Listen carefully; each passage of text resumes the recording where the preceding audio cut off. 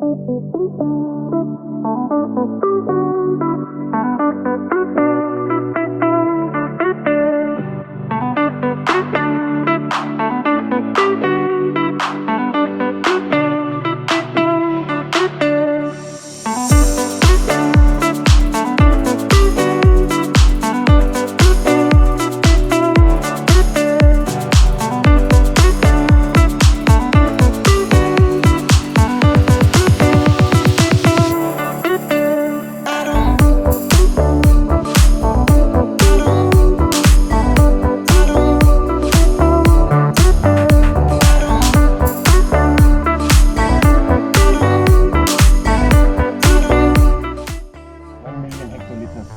that's 100 million liters beer a year.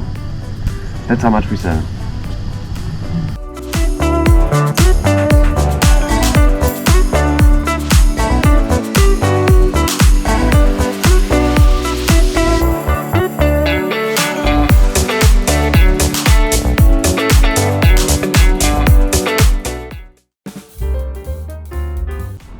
අයිබෝන් Austin Australia channel එකෙන් ආයිත් අපි ඔයගොල්ලන්ට අලුත් වීඩියෝ එකක් කරන් ඇවිල්ලා ඉන්නවා. අර කලින් අපි වීඩියෝ එකක ඔයගොල්ලන්ට කිව්වා මේ ඔස්ට්‍රේලියාවේ තියෙන famous beer එක තමයි Stiegl කියලා. ඉතින් අද අපි ඇවිල්ලා ඉන්නවා Stiegl brewery එකට. So here's with me Mr. Benedict. He's gonna take us a small tour.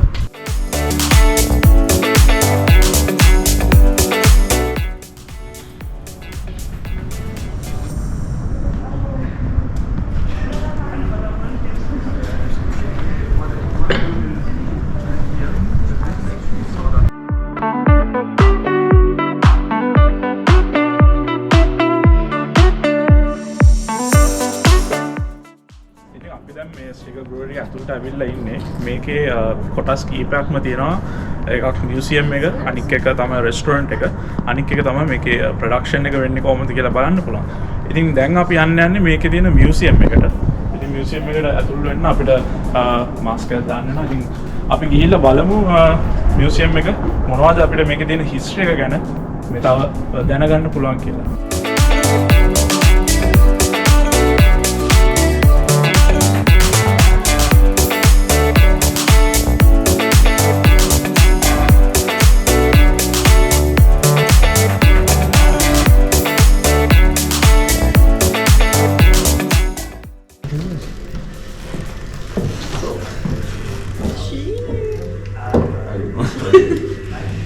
So cheers.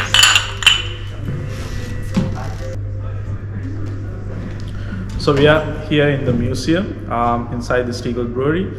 Benedict, could you tell us a little history about Stiegl and how it started, what the production? Sure thing.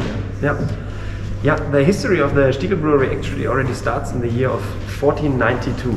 Yeah, so the brewery exists since more than 500 years now. And right over here you can actually see a copy of the reason why we say that we exist since 1492, because this is the proof that at that time the Stiegl brewery was already mentioned. And in 1492 we must have looked something like this. Yeah, this was during the time, 15th century, in the city center in old town of Salzburg. However, now, these days, we are not in the city center of Salzburg anymore. We're a little bit outside, but that's due to different historical reasons. Yeah? But back then, and up to today, we are brewing beer. Yeah? And we are brewing beer with a rather nice taste, as many people say. And during the tour, I'm going to just show you how we do it and which ingredients we are using for it.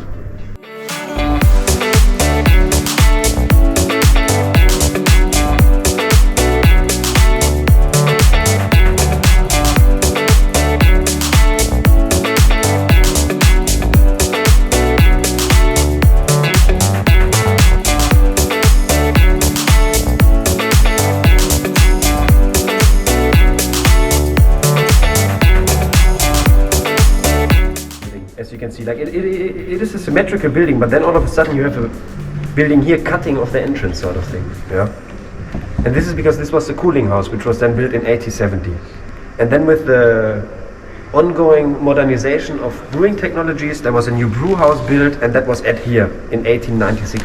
Yeah, and then with ever more and increasing industry or modern technologies, sorta, we enlarged the brewery in this way. Yeah. And we are also going to have a look at it later.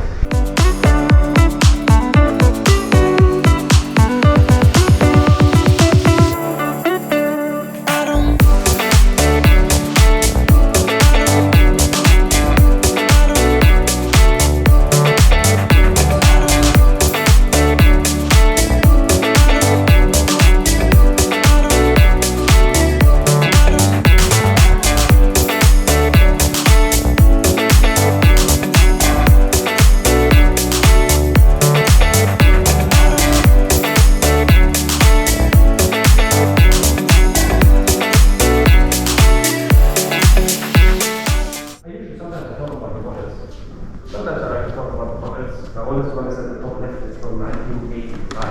Sorry, 1890 something. So Benedict, we can see some bottles here. Can you explain about this? Yeah, sure, of course.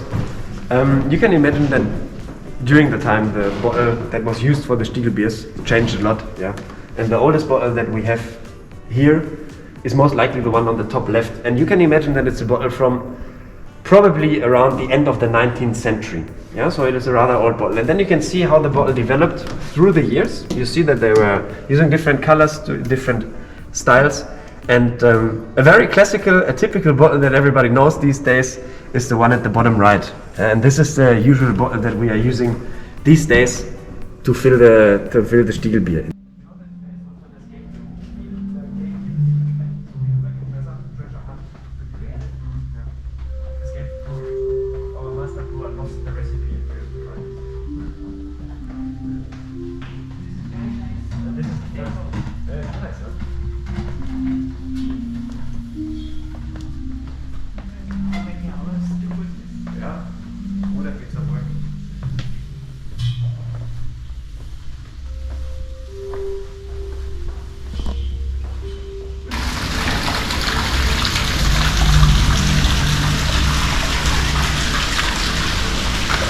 So now we are going to see the production of beer, and Benedict, could you explain us what kind of ingredients that you use in the beer production? And Yeah, sure thing.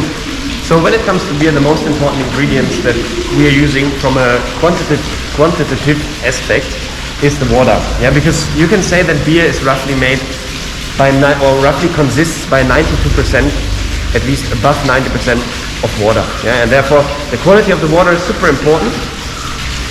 And it is the most important ingredient when you look at the amount that you need for it. However, another very important ingredient would be the malt that one is using. This is how malt looks like. And you can already see that the malt is pretty much responsible for the color that the beer has in the end of the day. Yeah? This is a rather light malt. Yeah?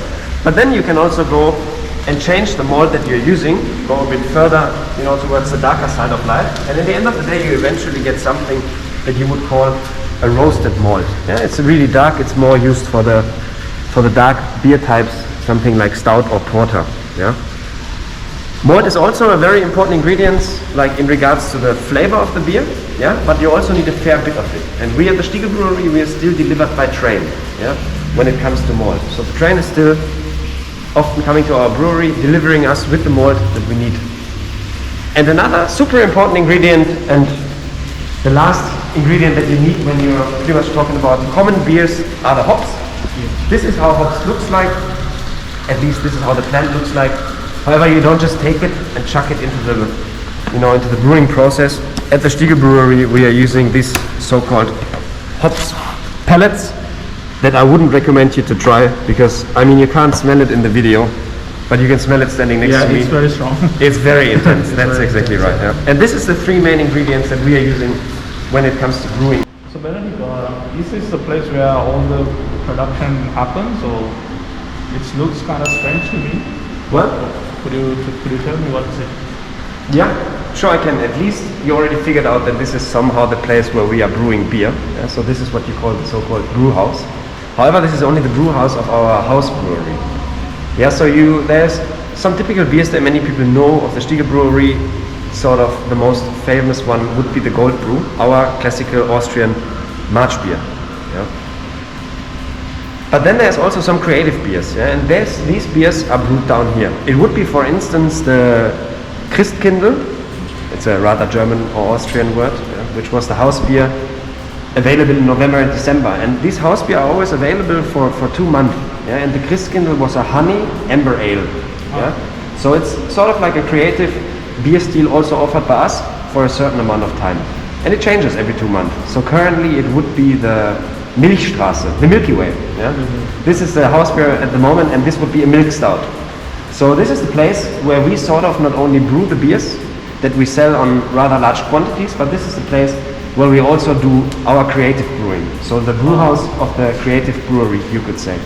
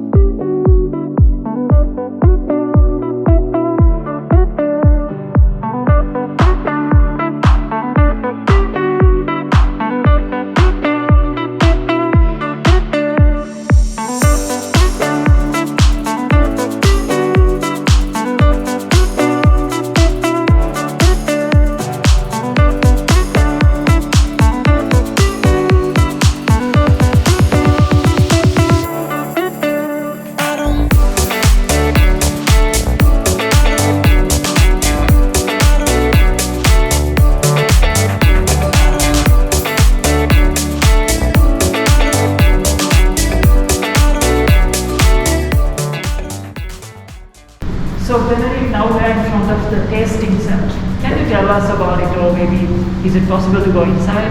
And we know that you are a beer sommelier, so can you explain about it? Yeah. Well, this time it's not going to be possible to go inside, but maybe the next time when you come back. As you correctly said, this is a tasting cellar, and this is where we conduct our beer tastings. Yeah?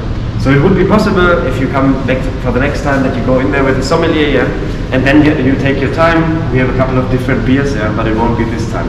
And it's also possible if guests want to come, we don't only show them the museum, but they can also book it that they go inside, they have a seat, they get in touch with us, with the sommelier, and then they'll be just going through some couple of delicious beers, partly from the Stiegl brewery, but then also maybe from other breweries, because it's not only our beers in there, but yeah, many interesting beers from interesting parts of the world, and they are all sort of waiting to be tasted.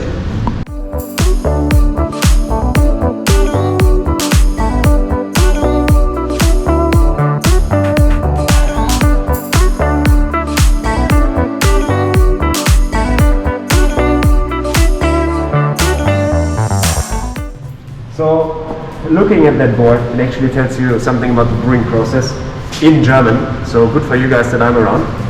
But generally one can say that beer could be the most complicated drink, that one could think of. And the brewing process in itself is super complex. Yeah? However, to really cut it short, you can say that one major process is in the brew house, the copper tanks that we saw before in our house brewery. This is where water, malt and hops sort of get their way together. This is the actual brewing part of it. After brewing, you have the fermentation part.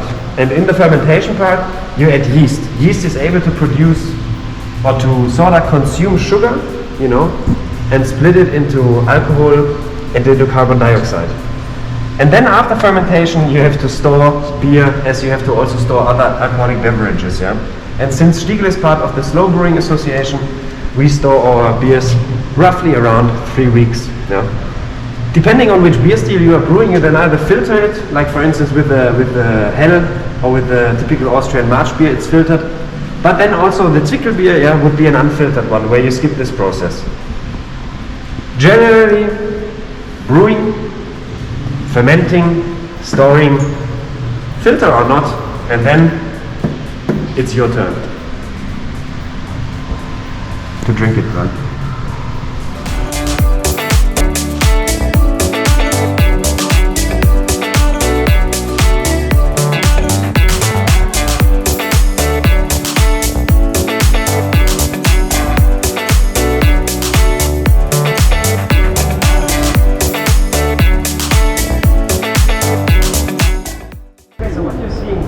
The tips of our fermentation tanks. This is the fermentation cellar, and this is the first stop where we're going to when we're looking into the production, where we actually brew the beer and where the brewing process or all the other processes are taking place. And in the fermentation cellar, you pretty much just give the beer time. You add the yeast, and the yeast is there able to produce alcohol and carbon dioxide for us. Yeah, really important. So the fermentation, depending on the yeast strain that you're using, takes a bit of time. Yeah. This is where it's happening, only one of the stops. We are also including other stops, and next we're going to have a look at the bottle filling hall.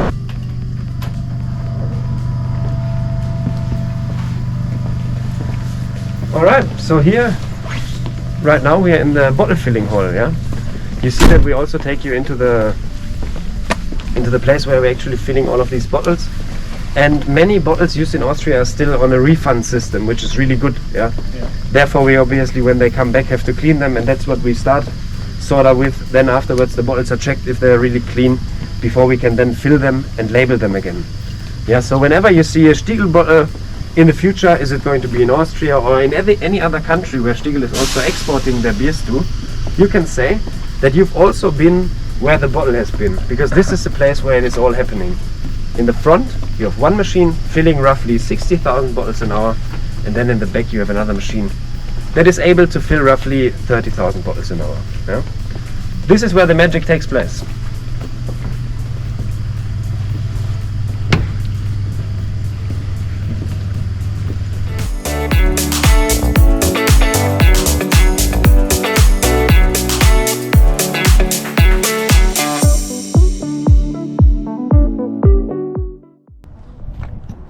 right behind us right now, you actually see the main brew house of the brewery. And then there in the far background, you see a mountain range. And this is the mountain range of the Untersberg. The Untersberg is, one can say, the Hausberg of the city of Salzburg. And this is the region where the water for the Stiegl brewery is coming from. Yeah? So from this region, you can imagine around the Untersberg, surrounding it, this is where we get the water from that we then further use for our brewing purposes. And in the building right behind you, this is actually the brew house where the brewing takes place, and this is going to be the last stop that we will be checking out. So Benedict, I believe this is the last stop of the tour. Could you explain what is this and what's the function of this one? Sure. So this is actually the centerpiece of the brewery, yeah, or you can also say it's the heart of the brewery, because this is the brew house, yeah? And this is where all the beer is brewed. This is where the brewmasters are working. You wouldn't see them up here, you'd rather see them working down there. And this is where sort of water, malt and hops find their way together, where the magic, one can say, takes place. Yeah? And it's a really modern brew house, and as you can see from the size, we are able to brew quite a lot of beers or hectoliters a day. Actually, roughly or more than 60,000 hectoliters a day. Yeah, that is more than 600,000 liters of beer that we would be able to brew in 24 hours. Yeah? This is where the ingredients find together.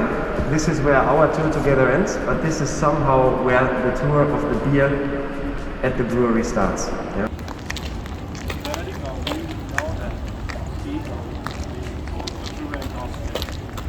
They also export in other countries. You can get Stiegl mainly in Austria, that's correct, yeah, but you can also get it around the globe, yeah. Stiegl is exporting their beer into various countries, and you might be wondering if we are now using these train tracks here to export it. If they use trains to export. You would guess, right? Yeah. But we don't. The train tracks are actually there for our malt delivery, yeah? Because our malt is still delivered by a train, and these are the tracks that we are using for that.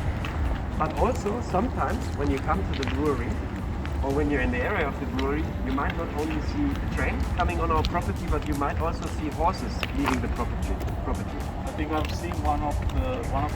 That's possible. City, Yeah? yeah. It's possible that we've seen them around because we actually still use horses for delivering some restaurants in the area of the brewery. So that's why you might have seen them around. That's possible. Yeah?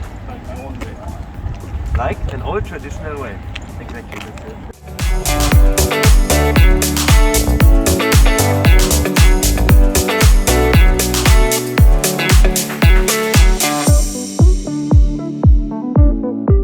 So Benedict, thank you for giving us this very nice tour. No worries. We learned a lot today actually. Thanks to you, we got to see all the Thank you very much. You're welcome. production and how it's. It was very important. I think our viewers also learned a lot today. Thank you so much. No worries. You're welcome, guys. It was nice having you here. Yeah. And I guess now you're heading over into the gastronomy, right? Yeah, sure. So I guess we'll go for a beer and stop talking about it. Certainly. Yes. අපි හිතනවා ඔයගොල්ලෝ අපිත් එක්ක ලස්සන අත්දැකීමක් ලබා ගන්න ඇති කියලා. ඉතින් අද දවසේ මේ කරපු වීඩියෝ එකෙන් ඕගොල්ලොත් එක්ක ආයෙත් වීඩියෝ එකකින් හම්බෙන්න බලාපොරොත්තු වෙමි. අදට අපි නතර වෙනවා.